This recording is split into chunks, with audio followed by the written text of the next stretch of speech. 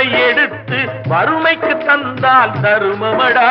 களவுக்கு போகும் பொருளை எடுத்து வறுமைக்கு தந்தால் தருமமடா.